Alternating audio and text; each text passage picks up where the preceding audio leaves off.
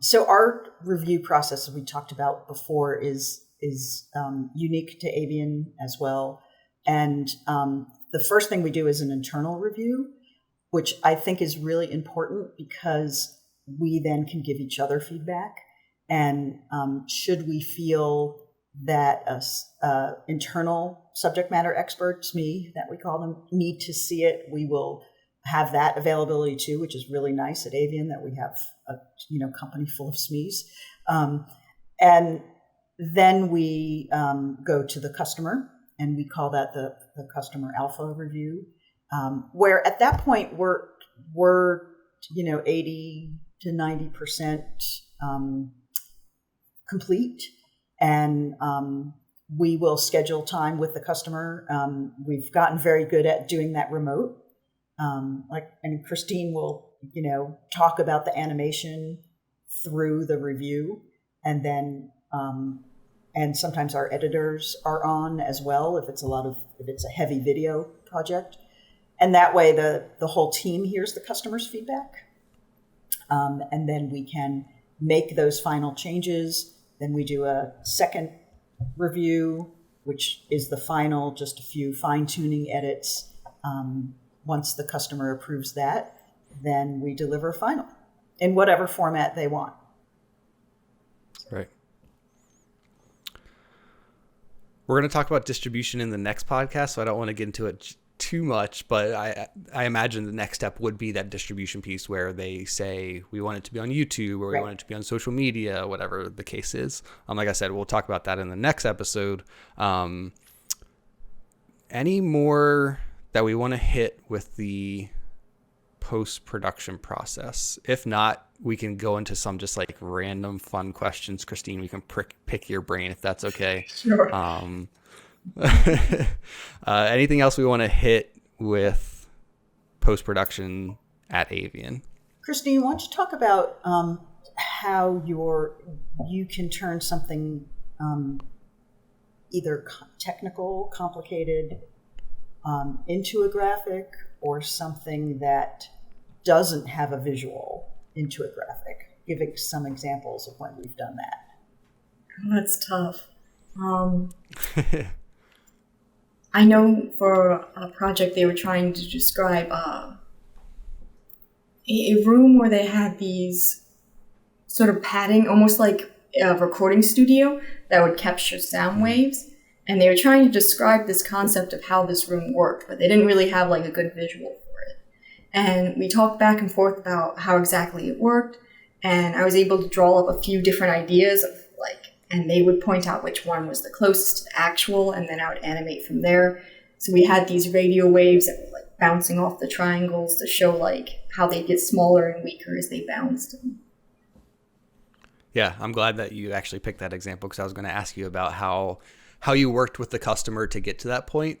It sounded like it was kind of like going back and forth with them a little bit, and figuring out exactly. I like to, after reading it, draw up a couple examples and let them narrow it down and talk more about the ideas. And oftentimes, sometimes I'll get it right off the bat. I'm like, oh, that one right there, that's how it works. We can go from there. Yeah. Where do I want to go with this? I was going to ask you, Christine, kind of where you see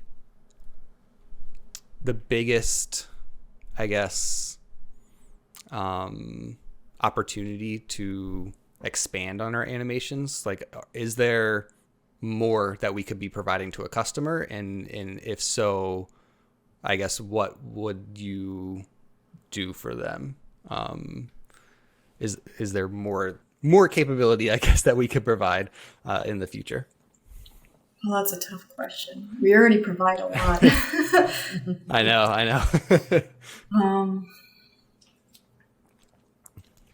So I guess let me ask you this. If a customer came to you and said, hey, I want to do a whole animated series for a K-12 audience that does a virtual tour, but it's completely animated, what is your thought process? Where would you even start with that? Obviously, it wouldn't be just you. Maybe you would be the lead animator, but there would probably be a bunch more animators. How would something like that go for you?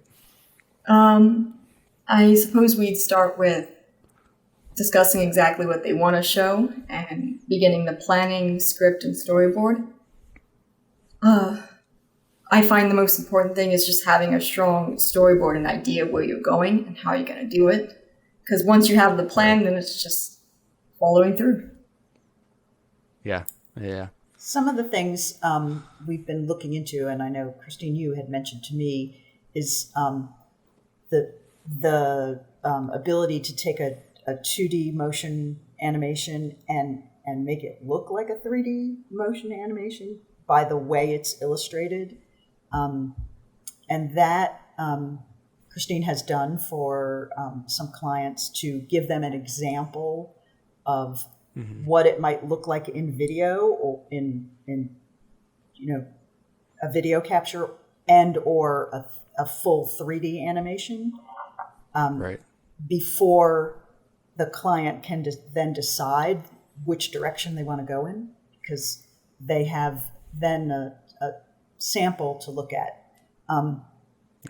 3D animation's getting a lot of buzz now, and because of the gaming world is very popular, right? So you guys were talking about gaming when I joined the call, right? Yeah, you can't see it. There's a Game Boy. Where's my camera? Over there. Yeah. It's out of focus, but old Game Boy. and 3D animation and simulations are fantastic. And we work with clients on those as well. They are more time consuming and have some costs associated with them. So the ability to make something look like you're walking through it is really nice for us to have, so that's one of the options we can talk about with our customers. Yeah, that I think that last piece where you said, what did you say? Cost. It costs more. Basically, it's both costs probably in a dollar sense, but also costs in a time sense, because when you go to that world of 3D animation, now we're taking what was a 20-minute render to probably a 2-hour render, if not more than that, right? Oh, yeah. Christine's like, what? And yeah, for some Christine's customers, like way more than that's that. the answer. For some of them, that's the answer. But for others, we can say, this is what we recommend based on the resources you have available for this project, the timeline, your intended audience, Right. and give them something that looks fantastic and achieves their objective. Yeah, and I definitely don't want to deter people from going that 3D route, because it's a cool route, and I think it really could amplify a message. But there has to be that understanding of it might cost more with money, and it's probably going to take a little longer to do.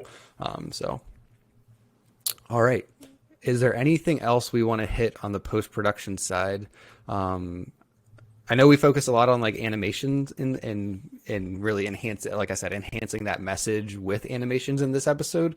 Maybe in the future we can talk more about the editing process as far as like Premiere Pro and the software we use. But I think this was a great episode to kind of get some background information on Christine's process and really wrapping it up from going from that pre-production point where we're scripting and making the storyboards and coming up with the ideas to production, and then throwing in all the animations after the fact. Yeah, Ian, the only thing I would add is Christine is fantastic at checking her own ego with the customer, because, she's an artist, and she will create something that then gets critiqued by multiple people. and so that's I can a skill understand we that. all have. We all have to check our egos, and we're all professionals and we all do that. But she's so calm about it that she can take something the customer's really nervous about, or sometimes our customers get hit by their customers with, this is what we want.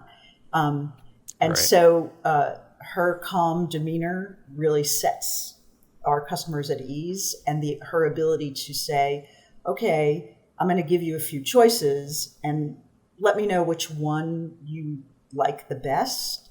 And then we can build from that. Because ultimately our goal is to deliver a great product to our customers. So Yeah, she's great at it. absolutely. Cool. Thank you. Well, I think we can wrap it up here.